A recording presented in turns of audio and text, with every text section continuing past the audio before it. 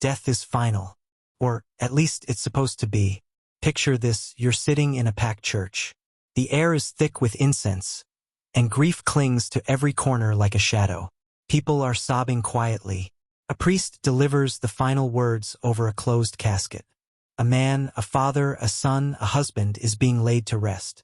And then, the heavy wooden doors creak open. Heads turn. Whispers ripple through the mourners like electricity. A figure steps inside, his face pale, his eyes wide and alive. It's him, the man in the coffin.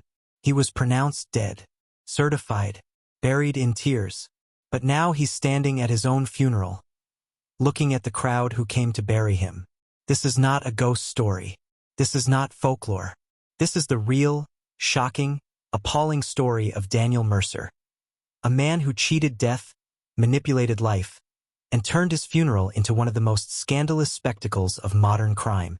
Daniel Mercer was not the kind of man you'd notice on the street. He was 42 years old, an accountant in a quiet Midwestern town. The kind of man who wore the same gray suit to work every day, carried his lunch in a paper bag, and rarely raised his voice above a polite hum. Neighbors called him friendly. Coworkers called him reliable. His wife, Claire, described him as distant but steady. But beneath that bland exterior, Daniel's life was crumbling. He was drowning in debt, gambling debts, loan sharks, maxed out credit cards. He owed money to people who didn't forgive late payments. He had secrets, midnight calls, locked drawers, unexplained absences. On paper, Daniel was alive, but in spirit, he was already a man on the run. And then one night, it all came crashing down. It was a stormy Thursday evening when police got the call. A sedan had gone off a ravine just outside town. The car was mangled, barely recognizable. Inside, they found a charred body. Male. Roughly Daniel's height and build. The wallet in the glove compartment belonged to Daniel Mercer. The license plates matched his car. And the coroner confirmed what everyone feared. Daniel Mercer was dead. The news broke his family. His wife collapsed. His 2 children clung to her, crying. Friends and coworkers flooded the house with casseroles and condolences. Daniel was gone, or so they thought, because the body in the car wasn't Daniel Mercer. A week later, the town gathered for Daniel's funeral. It was standing room only. Grief-stricken family in the front row, friends and colleagues packed in behind them. The priest spoke of Daniel's loyalty, his devotion, his quiet strength. Claire sat motionless, her face pale, her hands gripping a crumpled tissue. And then, at the peak of the service, the church doors opened. First, nobody turned. Just a creak of hinges, a faint shuffle of footsteps. Then someone gasped, and then another. And then the whisper tore through the room like wildfire. It's him. Oh my God. It's him. Standing in the doorway was Daniel Mercer. Alive, breathing, watching. His wife screamed. His mother fainted. Mourners scrambled to their feet in horror. Imagine it. You are grieving a man you believe dead, only to see him standing, flesh and blood, staring at his own coffin. But Daniel wasn't there to comfort anyone. He wasn't there to explain. He wasn't there to be welcomed home. He was there to accuse. And that's when this funeral turned from grief into chaos. The church fell into hysteria. People screamed. Others froze, their faces pale as if death itself had walked in. A few rushed to touch him, to confirm he was real, that this wasn't a hallucination. Daniel's eyes were wild, his hair disheveled, his skin stretched tight over bone. He looked less like a man reborn and more like a ghost dredged from the grave. And then he spoke. His voice cut through the murmurs like broken glass. They tried to kill me, he said. They wanted me gone. And they almost succeeded. The room went silent. Claire, his wife, sat trembling in the front pew, staring at him as if she were seeing the devil himself. The children clutched her arms, confused and terrified. Daniel pointed at her. She knew. She's part of it. Gasps erupted. Some people shouted for the priest. Others bolted for the doors. The funeral was no longer mourning the dead. It had become a courtroom. a battleground of truth and lies. Police were called immediately. Officers stormed into the church, separating Daniel from his family, escorting him outside as mourners poured into the streets. Reporters smelled blood. Within an hour, headlines blared. Dead man returns. Interrupts own funeral. Is Daniel Mercer a miracle or a monster? Detectives had no choice but to open an investigation. And what they found was worse than anyone imagined. The charred body in the ravine? It wasn't Daniel Mercer. Dental records revealed the corpse belonged to a drifter named Kyle Brennan. A man with no family, no connections, no one to claim him. But Kyle hadn't died in that car accident. No, someone had already killed him before the crash. His skull bore a fracture. His lungs no smoke, which meant the fire was staged. And all the evidence, Daniel's wallet, Daniel's car, Daniel's license plates, had been planted. Someone had tried to pass Kyle's body off as Daniel's. But who? And why? Detectives interrogated Daniel relentlessly. Where had he been since the crash? Why hadn't he come forward earlier? Why accuse his wife at the funeral? Daniel's story was fractured, paranoid, dripping with fear.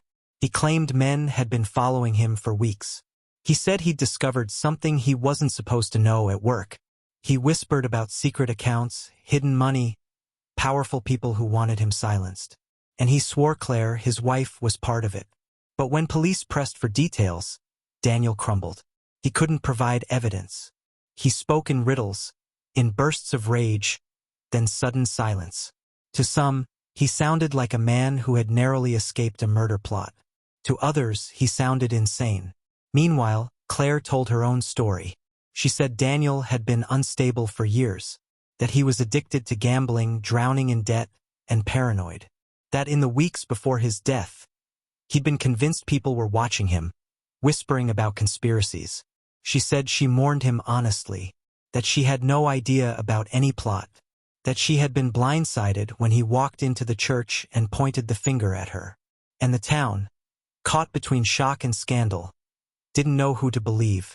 Was Claire the grieving widow betrayed by a deranged husband?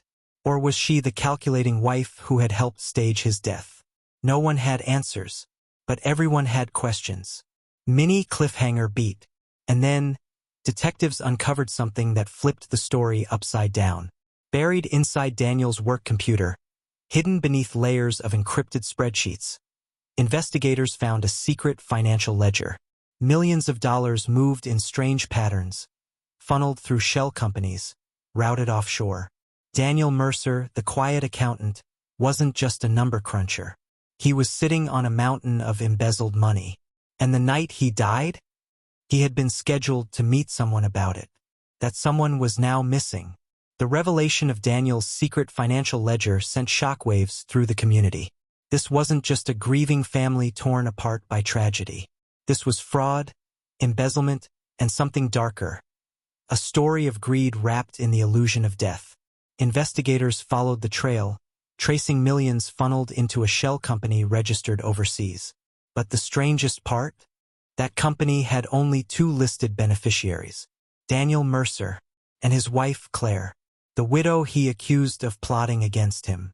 Suddenly, suspicion shifted. Was Claire in on it? Had the couple staged Daniel's death together, planning to run away with the money? Or had Daniel gone rogue, faking his death while trying to frame his wife as the mastermind? Nobody knew, not even the detectives leading the case. But what they did know was this. One man connected to Daniel, the person Daniel was supposed to meet the night of the crash, had vanished. And his name was Dr. Malcolm Royce. Who was Dr. Royce? Dr. Royce wasn't a doctor of medicine.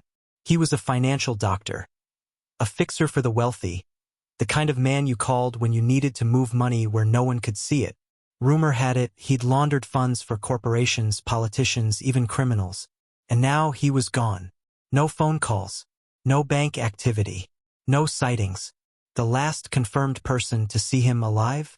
Daniel Mercer. Which meant that if Daniel was telling the truth about people being after him, maybe he was right.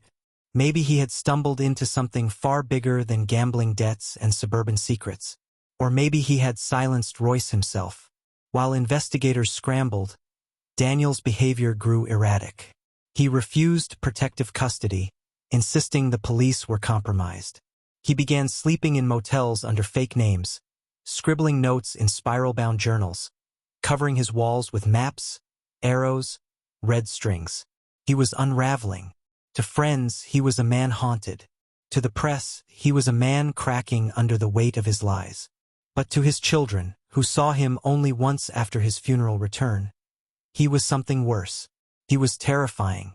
They said he stared too long, that he whispered about people watching them, that he accused his own son of being part of it.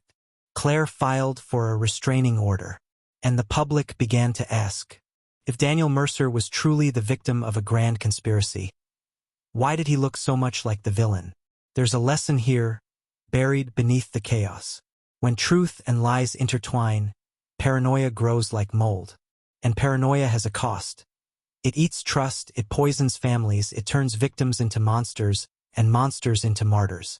Daniel Mercer may have walked into his own funeral, but what good is life if you're already buried by suspicion? And just when investigators thought the story couldn't get more twisted, a new body was found. 6 months after the funeral, hikers stumbled upon a shallow grave deep in the woods, 20 miles from the crash site. Inside, the decomposed remains of a man in a suit. His skull fractured, his dental records matched. It was Dr. Malcolm Royce, and tucked inside his jacket pocket was a note.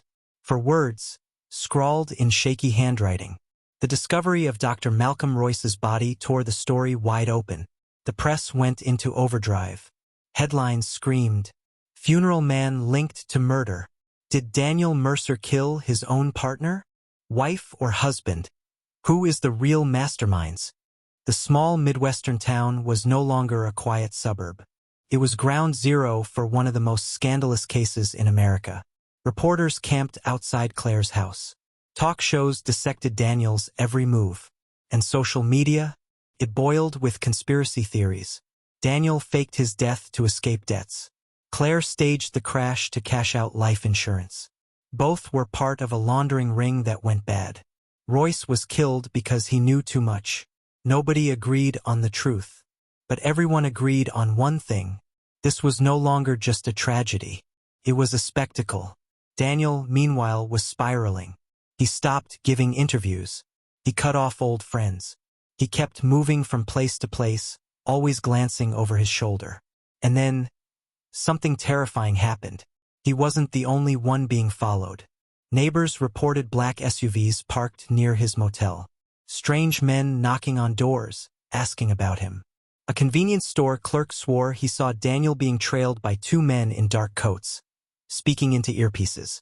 Daniel himself claimed his phone was tapped, that his bank cards triggered alerts, that every time he tried to withdraw money, someone was waiting nearby. Was it paranoia, or was it proof? The line between sanity and survival was vanishing. As the investigation dragged on, public opinion shifted violently. People who had once pitted Daniel now called him a fraud, a coward, a murderer. Claire appeared on national television, weeping, calling her husband a dangerous man. She begged him to come clean, to stop tormenting the family, to leave them alone. But Daniel hit back with his own accusations. In a recorded video uploaded anonymously, he ranted about Claire being part of a laundering ring, about corrupt cops, about being the only one brave enough to tell the truth. The video went viral. Some viewers dismissed it as the ravings of a madman. But others, millions of others, believed him. Suddenly, Daniel Mercer wasn't just a scandal. He was a symbol of distrust in the system, of corruption lurking in plain sight. And his followers? They began calling him the man who rose from the grave to expose the living. There's something intoxicating about a scandal. We crave it, we feed on it because it makes the impossible seem possible. But scandals have a price. They don't just destroy reputations. They consume truth itself, until all that's left is suspicion. And suspicion is a fire. Once lit, it burns everyone. Daniel Mercer was no longer just running from his debts. He was running from the world. Just when police began preparing an arrest warrant for Daniel on charges of fraud, obstruction, and possible murder. Something happened that shocked even investigators. Daniel disappeared. One day, he was seen leaving a diner on the outskirts of town. The next, gone. His motel room left untouched. His journals abandoned. His car, found idling in a parking lot with the keys still inside. It was as if the man who had already died once had vanished for good. Daniel Mercer was gone. No credit card activity. No phone calls. No sightings. It was as if he had been swallowed whole by the very paranoia he preached. Police scoured abandoned properties, interviewed his dwindling circle of friends, checked airports, bus stations, even morgues. Nothing. Some believed he had finally been silenced, taken out by the same shadowy figures he ranted about. Others believed he'd escaped for good, vanishing into some far-off country with millions in stolen cash. But one question lingered in the air like a curse. Could a man really die twice? As the months dragged on, theories multiplied. The murder theory. Daniel was killed by Claire's supposed co-conspirators to keep him quiet. The escape theory. He used the chaos of his own scandal to disappear forever, finally succeeding at faking his death. The madness theory. Daniel's paranoia consumed him, and he ended his own life in some unmarked grave, leaving no one to find him. But the most disturbing theory of all? That Daniel was still out there watching. A year later, an anonymous envelope arrived at a local newsroom. Inside was a single photograph. It showed a crowded marketplace in South America. And in the background, blurred but unmistakable, was a man who looked exactly like Daniel Mercer. Same suit, same posture, same piercing stare. Pinned to the photo was a note.